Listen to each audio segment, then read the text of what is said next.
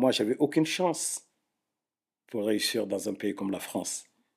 J'avais tous les défauts. J'étais sans papier, j'ai pas fait d'études, autodidacte. Moi, depuis tout petit, les gens qui me connaissent savent que j'étais un battant. Oui. À 14 ans déjà, j'ai organisé un concert. Quand je suis arrivé en France, je me suis dit, mon idée, depuis toujours, c'était de dire, je vais organiser un événement dans ma ville qui allait être annuel pour la population, d'organiser un grand festival. Et pour financer ça, j'ai dit, je vais faire un CD des artistes très connus, comme la Mafia Cafri. D'ailleurs, je remercie Akon, autant a fait la promotion de mon CD. D'accord. De passage ici, j'ai Booba qui est déjà venu dans cet événement, dans les événements. On a tout en Afrique. 70% de l'or du monde vient d'Afrique. C'est énorme. 70% du diamant du monde vient d'Afrique. On ne part pas du bois. On a de l'eau, on a des terres, on a des jeunes. La famille Diallo Sénéco, que le papa, il était boulanger, il vendait du pain. Aujourd'hui, c'est la première fortune de la Guinée. Et c'est pour ça que je dis que la réussite est possible. Tu couches avec des gens dehors et tout ça, tu couches avec eux et tout ça, en plus tu prends des photos sexy, tu envoies au mec et tout ça. Il va me demander aussi de lui faire des fellations. Parce que j'ai été violée avec ma grand-mère qui est partie aussi si tôt. Et je me suis dit, allez, vas-y, vas-y, pars. C'est fait attaquer, j'ai jamais vraiment eu peur, j'ai juste eu de l'adrénaline. Bonjour à tous, bonjour à tous. J'ai couché avec une personne avant le mariage. Et écoute-moi aussi. Bonjour à tous, bienvenue sur Emma Écoute-moi aussi, l'émission qui vous donne la parole. Aujourd'hui, j'ai le plaisir de recevoir Camille Bounama-Sylla, qui est un acteur économique reconnu, un chef d'entreprise aussi reconnu dans son domaine, qui est présent pour nous parler de ses défis, de ses réussites et de ce qui le motive chaque jour. Bonjour Camille. Bonjour. Alors, merci beaucoup d'avoir accepté notre invitation. Merci de m'avoir invité. Avec plaisir. Alors aujourd'hui, tu es classée comme étant une personnalité les plus influentes par le Confidentiel Afrique et tu as établi des belles relations tout au long de ton parcours. Est-ce qu'on peut revenir justement sur ce beau parcours qui t'a propulsé aujourd'hui? Vous savez, un jour, il y a un monsieur qui est venu voir Mandela. Hein. Il est sorti de prison. Nelson Mandela, qui est devenu président de la République, il a dit, mais Monsieur le Président, avec tout ce que tu as vécu, et Mandela le regarde et dit, on a tous de très belles vies. Et c'est une leçon de morale quand on voit tous ces hommes et ces femmes qui sont au quotidien, qui se battent. Nos mamans n'avaient rien. Et une maman qui habite au fin fond du Sénégal, qui a 7 enfants, son mari n'est plus là. Et donc, est seule, élève ses enfants. Si elle arrive à faire ça, je pense que nous pouvons faire énormément de choses. Et donc, je pense qu'on a tous quelque chose en nous. Et si on se concentre avec la volonté, avec beaucoup de travail, on peut y arriver. Et ça, c'est important. Moi, j'avais aucune chance pour réussir dans un pays comme la France. J'avais tous les défauts. J'étais sans papier, j'ai pas fait d'études, autodidacte. J'ai lâché les études très vite. Et pour vous expliquer que c'est possible. Et donc, je me suis dit, donc j'ai commencé, quand je suis arrivé en France, je me suis dit, mon idée, depuis toujours, c'était de dire, je vais organiser un événement dans ma ville qui allait être annuel pour la population, d'organiser un grand festival. Et pour financer ça, j'ai dit, je vais faire un CD qui s'appelle Allo Tamba, que j'ai réalisé à partir de 2005. Et c'est là où j'ai commencé vraiment à monter des projets, tu vois. Et c'était très dur au début. Très C'est ça, dur. j'imagine, parce que tu viens ici, tu es sans papier, tu n'as pas forcément de connaissances aussi ou de relations qui peuvent t'aider. Aujourd'hui, qu'est-ce qui a été ta force pour t'en sortir et te dire que je peux le faire aussi? Je pense que c'est depuis tout petit. Chacun est formaté de la façon. Moi, depuis tout petit, les gens qui me connaissent savent que j'étais un battant. Oui. À 14 ans déjà, j'ai organisé un concert dans ma ville et je savais que j'avais ça en moi. Et donc, quand je suis arrivé, déjà, j'étais hyperactif. Je ne pouvais pas me concentrer à l'école. Donc, moi, c'était de me défouler dans la musique, dans autre chose. Et comme je n'avais pas beaucoup de talent en tant qu'artiste, j'ai décidé d'organiser des événements. Et en montant à l'Otamba, j'ai rencontré des gens formidables. J'ai été reçu par un monsieur qui était à Cachan, qui s'appelle Isidore et qui m'a permis à réaliser ce CD avec 50 artistes Ah oui. qui ont participé, des artistes très connus, comme la Mafia Cafri. D'ailleurs, je remercie Akon autant a fait la promotion de mon CD. D'accord. De passage ici, j'ai Booba qui est déjà venu dans cet événement, dans les événements. Et quand j'ai fini de réaliser ce projet, et j'ai 5 communes, des jeunes de ces communes qui ont participé dans le projet.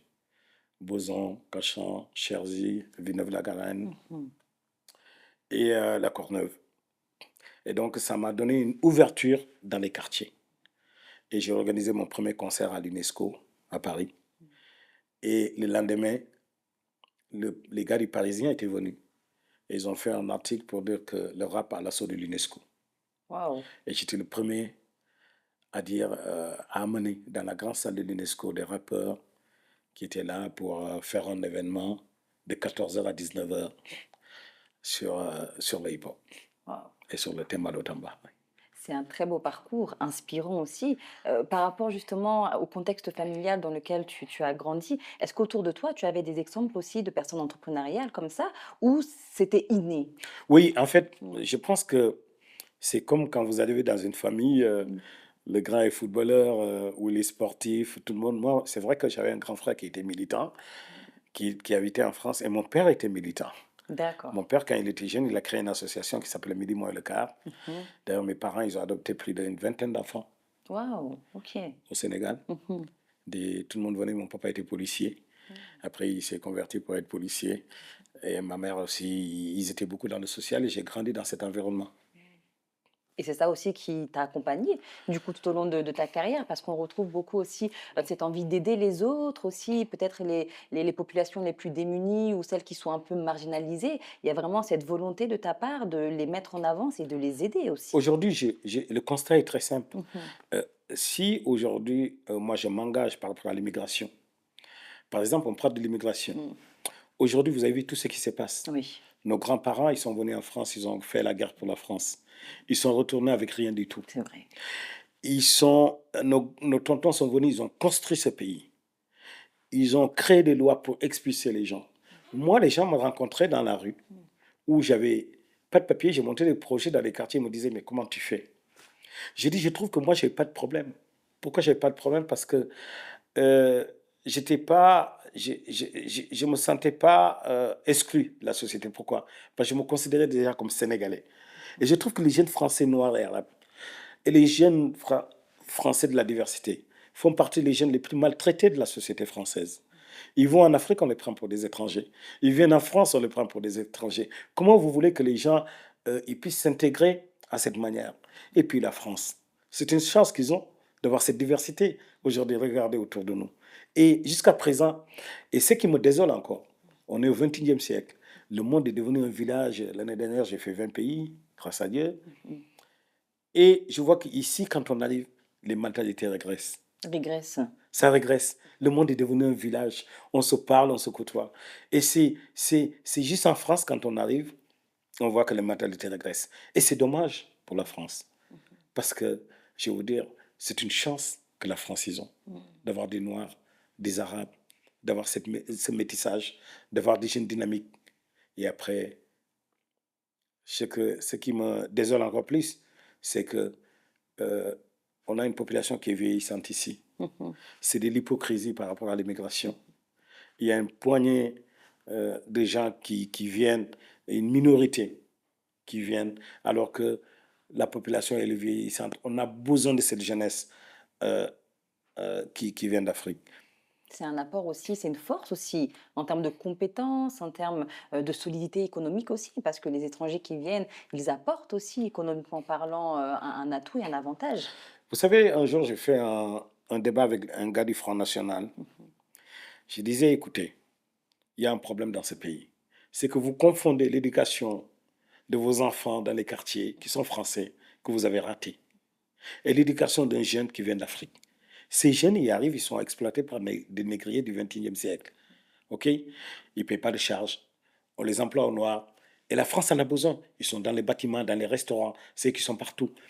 un sans-papier ou ces jeunes, ce n'est ni des voleurs ni des casseurs. Ce pas des jeunes ici qui viennent pour profiter du système. Ils disent n'importe quoi.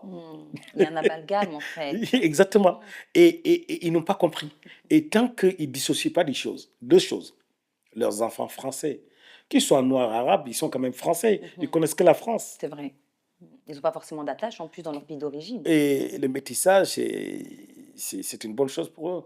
Et donc, et surtout, l'éducation d'un jeune Africain. Mais ce qui est dommage aujourd'hui, c'est que, vous avez vu cette vague d'immigration qui arrive, c'est que en Afrique, avec tout ce qu'on a comme richesse, avec tout ce qu'on a comme potentiel, on a tout en Afrique. 70% de l'or du monde vient d'Afrique. C'est énorme. 70% du diamant du monde vient d'Afrique. On ne part pas du bois. On a de l'eau, on a des terres, on a des jeunes. Vous savez, madame, ce qui nous manque? C'est quoi? Des bons dirigeants et des leaders du continent. Parce que souvent, on parle d'une minorité encore qui quitte le continent pour aller immigrer. Mais il y a une majorité qui font des choses extraordinaires sur le continent. Moi qui voyage partout en Afrique, je rencontre des milliers, et je vous assure, quand vous arrivez à un pays comme le Sénégal, quand vous entrez dans une maison, chaque jeune a un projet, mais qui les aide réellement. On a un problème de leadership aujourd'hui sur le continent. On a un problème de dirigeants. On a des gens, des dirigeants qui doivent aimer le peuple. Ce qui nous manque aujourd'hui dans le continent. Et valoriser. La jeunesse. Madame, valoriser. Valoriser le milieu informel. On a des jeunes, moi je connais, des jeunes aujourd'hui, tu leur demandes de te sortir 500 000 euros. Ils sont à Sandaga. Ils sont dans le marché. Ils vont te sortir 500 000 euros. On ne parle pas de ces gens. On parle d'une minorité de gens qui voyagent, qui veulent quitter le continent, et d'une majorité qui reste pour se battre au quotidien. C'est vrai. Et une minorité qui malheureusement fait beaucoup de bruit et entache aussi. Et l'hypocrisie. L'hypocrisie. C'est vrai. Donc c'est vraiment quelque chose en termes de thèmes que vous défendez, c'est quelque chose qui vous tient à cœur de défendre ces populations-là, de permettre aussi cette inclusion-là à ces populations. Je vois aussi un réel engagement à travers toute votre carrière.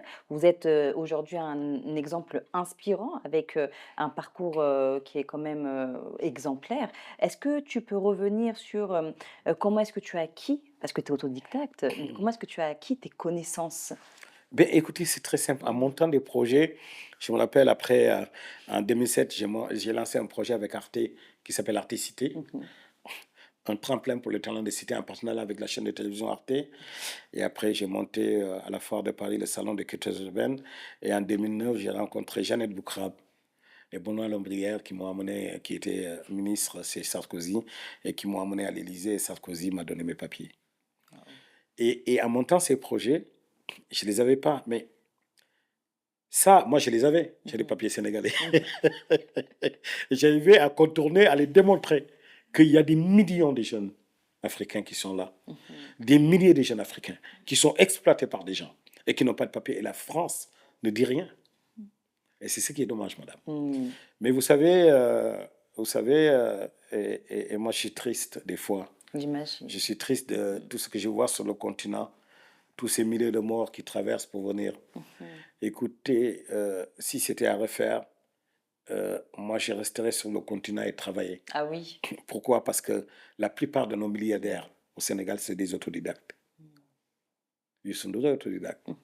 Serigne Mboup est autodidacte. Au Mali, partout où vous allez, tous les grands, les Yatassaï, les trucs, la plupart, c'est des autodidactes. Tous les grands. Je connais un milliardaire guinéen, la famille Diallo, Sénégal, que le papa, il était boulanger, il vendait du pain. Aujourd'hui, c'est la première fortune de la Guinée. Vous savez, et la réussite est possible partout. Et surtout chez nous. Parce que chez nous, on a tout en Afrique. C'est vierge encore, il y a beaucoup de choses à faire. Et donc, c'est un peu ça le parcours. Et après, en 2010, j'ai commencé j'ai rencontré le président Wade lors de son passage à Paris, qui montait un projet qui s'appelle le Festival mondial des arts nègres, qui m'a nommé comme ambassadeur de bonne volonté. Et après, à partir de 2012, d'ailleurs, il y a eu aussi une révolution entre 2000, jusqu'en 2012. Ils ont fait partir le président Wade. Et je me rappelais très bien qu'un jour, le président Macky Sall était de passage à Paris. Et donc, j'ai organisé une réunion avec lui, avec quand même des gens très, très importants que j'avais rencontrés, des gens de Bolloré. Michel Rousseau de la Fondation Concord, le patron de Alstom Afrique. Ah oui. Tous ces grands patrons, on a fait une réunion et Macky Sall était très impressionné, très content. Et c'est comme ça, pour aider mon pays, je n'avais pas beaucoup de conscience, j'étais encore jeune, je n'avais pas beaucoup de Tu avais cette conscience, envie-là. oui, ni Mais de politique, ni de business, Mhm. mais j'ai rassemblé déjà du tu as cette du monde. force-là de rassembler, de fédérer en fait. Il y a deux choses, souvent, et puis les gens ils te posent des questions, mais tu es dans quel réseau? Non, moi je pense qu'il y a un truc qui paye dans la vie, c'est la gentillesse. Hmm. Ça en fait partie, le respect. Quand les gens ils viennent te voir, même si après tout n'est pas rose. Bien sûr. C'est quand on monte un projet, c'est pas forcément qu'on l'a monté qu'on a réussi. Oui, bien sûr. C'est aussi on apprend de nos échecs. Bien sûr. Mais s'il n'y a pas d'échec, c'est qu'on n'a jamais essayé. Mhm. Et donc l'échec c'est bien, Ça fait partie de la réussite. ça fait partie de la réussite. Et donc ça c'était important. Et c'est comme ça qu'à partir de 2013, j'ai été recruté par un cabinet qui s'appelle Media Contact Service et qui je remercie beaucoup ce monsieur qui m'a vu organiser des concerts, qui m'a dit arrête les concerts, viens dans l'événementiel institutionnel. Et Médéric Petit m'a pris sous ses ailes et m'a dit maintenant on organise le Davos des collectivités. 2000 maires francophones qui venaient chaque année en France, qui venaient de partout. Et j'étais en charge d'aller chercher les collectivités africaines et les amener. Je me rappelle d'ailleurs, en 2015, j'avais amené 100 personnes, 100 maires du Sénégal. Il y avait le président des départements, le président de l'UAL, le président de l'AMS, l'association des maires, avec des maires et les ministres des collectivités qui sont venus. Du bon monde. Exactement. Il y avait Hollande qui était là à l'événement, 2000 maires francophones. Mais qu'est-ce qui fait justement ta force selon toi? Comment est-ce que tu arrives à rentrer en contact avec ces personnes-là qui sont du premier abord compliquées et difficiles à atteindre? La sympathie, l'ouverture d'esprit, Ouais. C'est sur ça que le tu jouais. partage, la générosité. Ça fait partie des choses, quand les gens te voient venir, ils savent très bien si tu es là pour profiter ou tu es là pour apporter quelque chose. Et ça, c'est très important. Mon père me disait toujours, le calcul n'est pas bon. Ah oui. Parce que dans le calcul, tu mets un chiffre et après tout est déréglé. Oui, c'est vrai. Il me dit parce que c'est Dieu qui décide. Donc, c'est pas bien de calculer. Moi, je partais comme ça au feeling. Je ne mettais pas le profil en avant, ni l'argent. Je mettais les relations humaines en avant. Et ça, c'est important. Et c'est comme ça que j'ai fait. Après, un jour, je suis parti voir le patron de Bolloré, Dominique Lafont, et que je remercie beaucoup. Et qui aussi, on a monté ensemble Smart City, qui est une société de stationnement où on a levé 5 millions d'euros. Et en 7 mois, à Dakar, j'étais directeur général de cette société avec le numéro 1 de Parkéon, qui sont dans 5000 villes. Et on a créé 200 emplois. 7 collectivités signées en peu de temps. Et après, Covid est arrivé, après on a eu beaucoup de problèmes. Et c'est pour ça que je dis que la réussite est possible partout. Et après, c'est vrai que moi, souvent, ce que j'aime le plus, c'est cette phrase de Mandela, qui disait que tout ce qui est fait pour nous, que d'autres ont choisi sans nous, sont en réalité contre nous. Soyez des attractifs. C'est comme ce qui se passe en Afrique. Mandela, il a tout résumé. Tant que tous ces gens feront des choses pour nous, et sans nous, c'est en réalité contre nous. C'est vrai, parce qu'on n'avance pas au final. Exactement. Donc, par rapport à ton parcours, tu as été également nommé en tant qu'envoyé spécial pour le commerce, l'investissement et les relations internationales par le président Sierra Leone. Sierra Leone, voilà, Exactement. c'est ça. Quels défis tu as rencontrés dans ce rôle et comment est-ce que tu les as surmontés? Vous savez, ce qui est formidable, c'est que moi, je suis sénégalais. Et ils sont de la Sierra Leone. Moi, je suis content que ce président me fait confiance et que son vice-président, qui est quelqu'un d'extraordinaire, qui s'appelle Julie Diallo, quand vous sortez de cette phase et la Sierra Leone ont connu des moments difficiles. Et quand ils sont arrivés en 2018, ce qui est extraordinaire, ils avaient une vision. Mm. C'était vierge, comme vous l'avez dit. Et je me rappelais, le vice-président, quand il est arrivé, il a trouvé un pays où il n'y avait que 19% de la population qui ont accès à l'électricité. Aujourd'hui, il y a à peu près 40% de la population qui ont accès en peu de temps. L'éducation, aujourd'hui, c'est gratuit pour les jeunes filles, pour les enfants. Il a mis les institutions en marche. Il vient de lever 490 millions d'euros de subventions par les États-Unis pour l'électricité. Je vous dis même pas la vision d'un homme à structurer un pays. C'est ça qu'on aime. Et quand j'ai vu ce pays, j'ai dit ce pays, je me sentais appartenir à ce pays. Et pourquoi? Et j'ai eu l'amour de ce pays. Il y avait tout. Ils ont les plus belles plages de l'Afrique de l'Ouest. Ils sont un peu fermés. Ils ont connu la guerre, des difficultés. Et je me suis dit, j'adore ce pays. Et quand je suis là-bas, je me sens sierra-léonais. Et en même temps, il y a ce côté où ils parlent Peul. C'est à côté de la Guinée où ils parlent mandingue. Moi qui suis, ma maman qui est mandingue. Et je me dis, ce pays, c'est génial. Je vais pouvoir les aider. Et je me suis accroché à ce pays. Et ils voient, comme je vous ai dit. Et quand je commence à amener des investisseurs et que le président, un jour, il me propose qu'il veut bien que... et c'est ça la mentalité des anglo-saxons aussi, c'est des anglophones. C'est de voir des gens qui sortent de l'ordinaire, de dire, ces gens, on va les aider. Ces gens, ils peuvent travailler avec nous, tu vois. Ils ne sont pas fermés. Oui, vous imaginez tout ce que j'ai fait pour la France? C'est qu'aujourd'hui, je suis diplomate pour un pays qui est anglophone, qui n'est pas la France, alors que j'ai aucune reconnaissance en France. Quand même. Vous imaginez? Oui. Et donc, c'est un peu ça la force des anglophones. Et ils ne s'attardent pas aussi sur le parcours scolaire, sur les connaissances. En fait, ils voient le potentiel de la personne, comment est-ce qu'il peut nous aider. Et c'est comme ça qu'ils le forgent, en fait, et qu'ils l'aident aussi à être un bon appui pour eux. Et c'est comme ça que les États doivent faire. On est africains. On est tous issus de la même famille. Je pense qu'il ne devait même pas avoir de Sénégalais, de Maliens, de Gambiens ou de Guinéens ou de Rwandais. On doit être tous des frères. Il faut la libre circulation des gens dans toute l'Afrique. Il ne faut pas de visa. Il faut que quand un Sénégalais a envie d'aller en Afrique du Sud, il peut y aller. Il faut que l'unité africaine, elle est super importante. Et c'est là où on donne ces leçons. Quand un président sierra-léonais nomme un Sénégalais comme moi, tu sais que moi j'ai dit, l'Afrique marche. Et c'est aussi un bel exemple, en fait. Exactement. Ouais, de patriotisme, de fraternité entre les pays. C'est très important. Est-ce qu'il y aurait un souvenir ou une anecdote marquante durant ce mandat-là qui te revient en tête? Oui. Ouais. C'est quoi? J'adore. Tu sais, je vais souvent à Freetown et c'est extraordinaire. Et quand on arrive, il faut traverser. Et ce que j'aime en Sierra Leone, c'est ce mélange de campagne et de mer. C'est magnifique. Le paysage. Tu vois, le paysage. Il pleut beaucoup et tu as la mer de côté.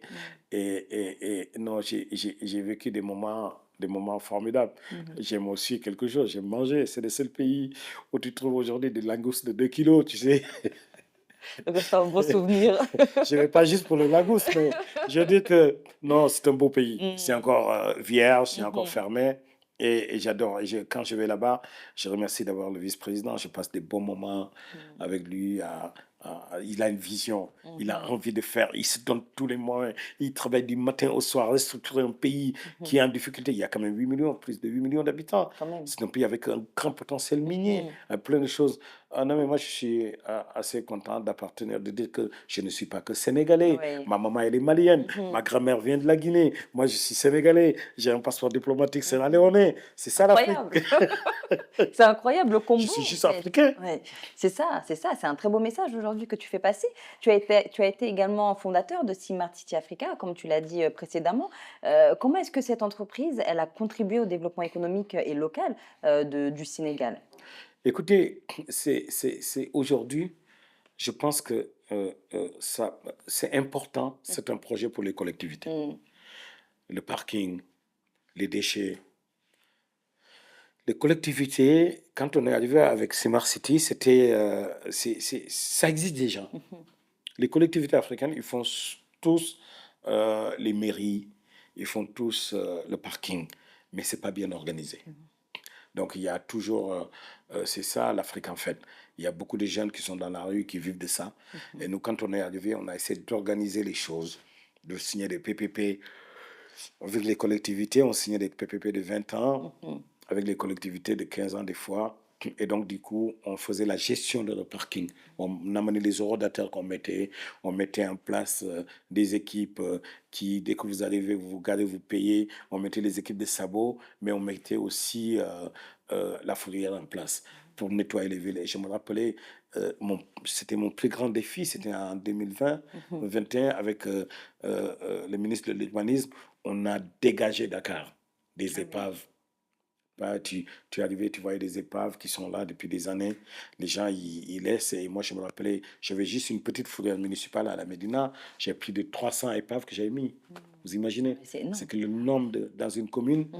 Et je pense que c'est important, ce genre de projet, pour les collectivités. Ça nettoie les villes, ça amène des revenus supplémentaires et ça crée surtout beaucoup d'emplois. Oui. Parce que on a à peu près 200 employés à Dakar. Et si on avait continué, et on va continuer d'ailleurs parce qu'il y a quelques petits soucis, ça arrive. Mais il y a un Et besoin qui est il y a un toujours besoin qui est là. Vous êtes également éditeur, enfin, vous avez également le journal Le Temps des banlieues. Ouais. Aujourd'hui, est-ce qu'on peut revenir un peu sur ça? Et selon vous, quel est le rôle des médias dans la représentativité des sans-voix?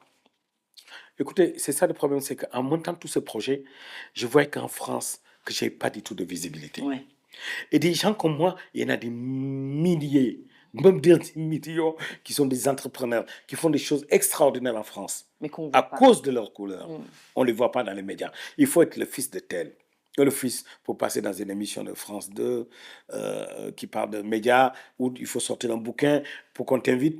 Et je voyais que autour de moi, il y a tellement de gens qui font des choses extraordinaires. Regardez-vous, quand on arrive là, aujourd'hui, Merci. vos équipes. Et j'ai trouvé qu'il manquait de reconnaissance. Et je me dis, on va lancer un média qui s'appelle Le Temps des banlieues. Et ce média va porter la voix des jeunes des quartiers, des gens qui font les initiatives des quartiers, mais aussi les entrepreneurs de quartier pour les mettre en valeur. Et j'ai créé ce média et j'ai vu que dans les chaînes aujourd'hui, partout, il y a des milliers de chaînes. Tout le monde te parle de sport, tout le monde te parle de musique. Dans les quartiers, on te parle de tout. On a des milliers de chaînes musicaux, on a sportifs, et on n'avait pas une seule chaîne d'information. Et je me suis dit, je lance comme BFM TV des quartiers, où les gens ils vont venir commenter l'actualité des quartiers, et ils vont commenter l'actualité des quartiers tous les jours. Et c'est là où j'ai lancé ce média qui s'appelle Le Temps des banlieues, qui je suis en train de développer et qui je veux monter la première chaîne d'information des quartiers comme BFM TV. Une très très belle initiative, ça. Ouais, très novateur. Merci. Et aussi, il y a un réel besoin par rapport à ça, un manque de visibilité de ces jeunes-là qui ont du potentiel, qui ont des compétences qu'on peut justement mettre en avance. Oui, Ouais. effectivement. Donc, c'était ça le but. Donc, d'organiser un peu les Le choses. BFM TV des quartiers. Vous savez, la France, ils n'ont pas encore compris. C'est la chance qu'ils ont. C'est d'avoir cette diversité. C'est d'avoir des gens comme toi, comme moi, comme d'autres jeunes. Et ils n'ont pas compris. Pourquoi aller chercher ailleurs si tu as tout ça? Et comme je vous ai dit, moi, mon combat, c'est de montrer à la France que vous avez la chance formidable.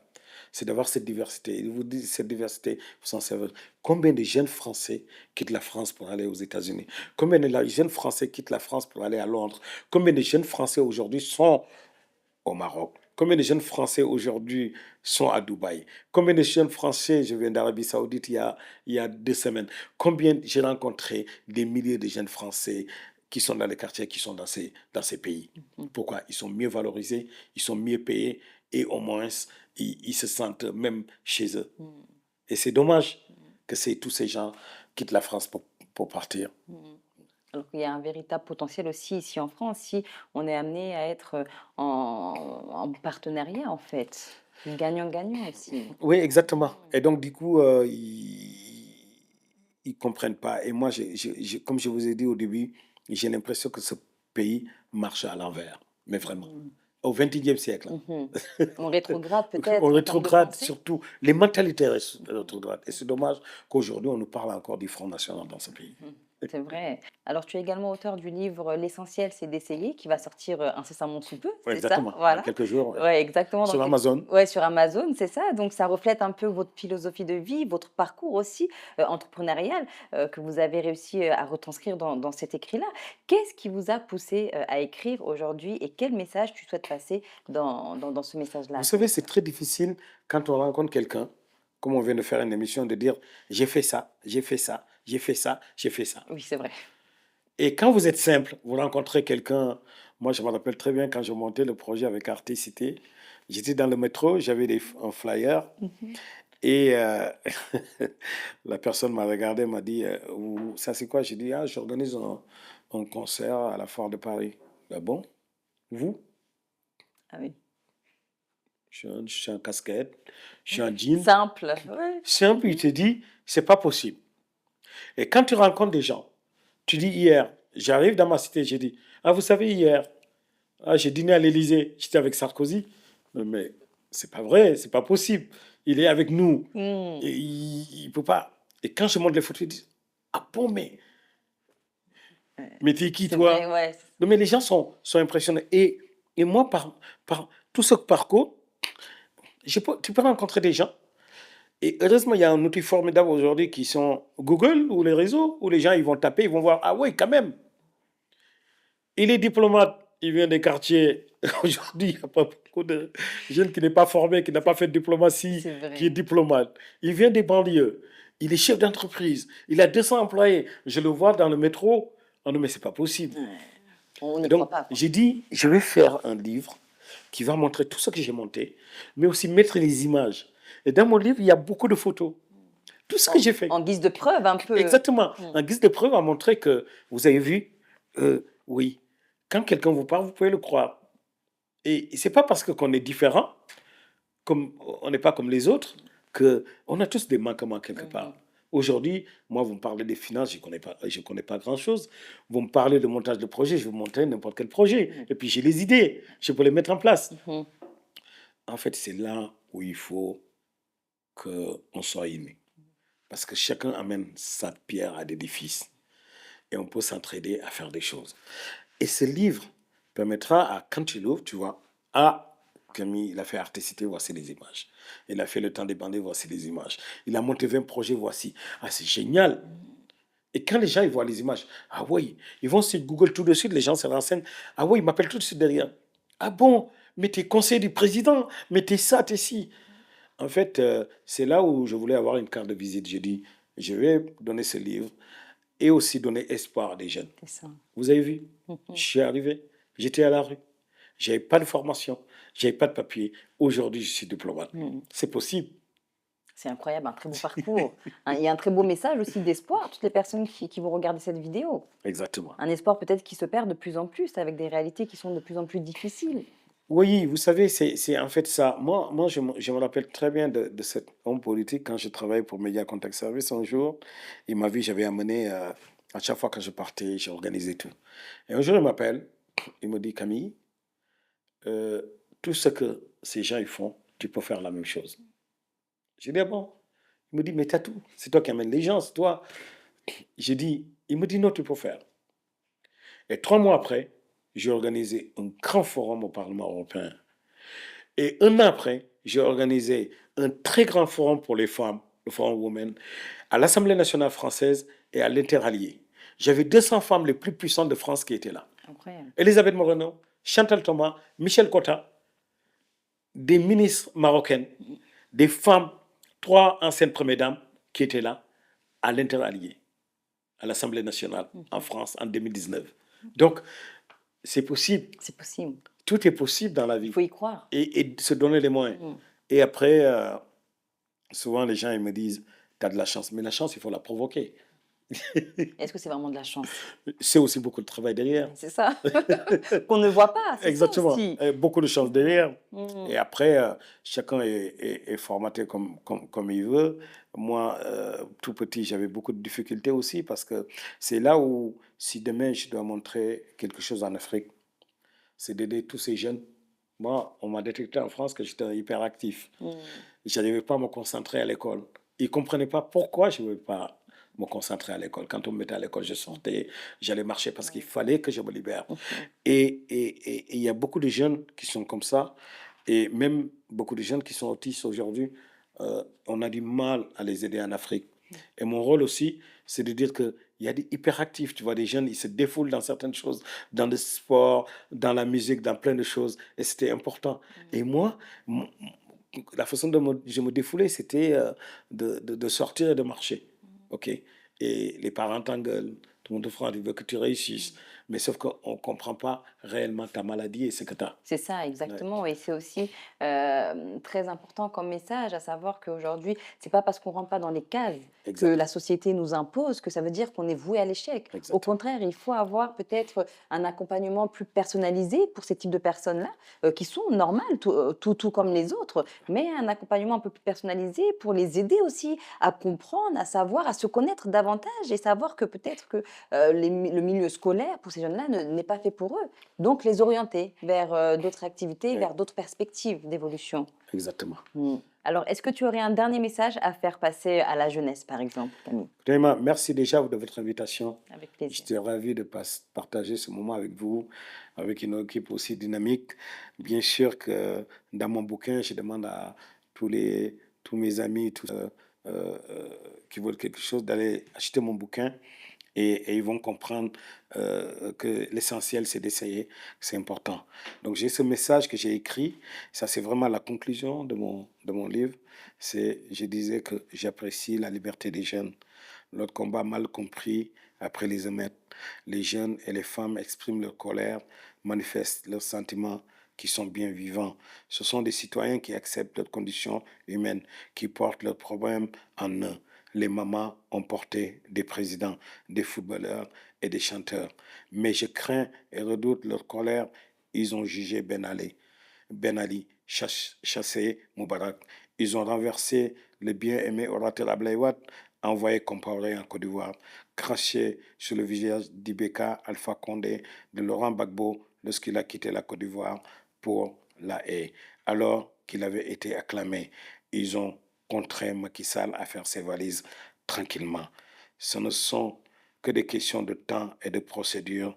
Nous ne pouvons échapper à notre condition humaine. La seule chose que je peux dire à la jeunesse, c'est d'avoir la foi et de ne rien lâcher. Qu'Allah bénisse l'Afrique et le monde. Merci beaucoup. Un très beau message Merci. pour terminer cette interview. Et merci à vous d'avoir regardé cette interview jusqu'à la fin. Et je vous dis à très vite pour une nouvelle émission de Emma. Écoute-moi aussi. Ciao, ciao. Tu couches avec des gens dehors et tout ça, tu couches avec eux et tout ça. En plus, tu prends des photos sexy, tu envoies au mec et tout ça. Il va me demander aussi de lui faire des fellations. Parce que j'ai été violée avec ma grand-mère qui est partie aussi si tôt. Et je me suis dit, ah, vas-y, vas-y, pars. On s'est fait attaquer, j'ai jamais vraiment eu peur, j'ai juste eu une l'adrénaline. Bonjour à tous. Bonjour à tous. De coucher avec une personne avant le mariage. Et écoute-moi aussi.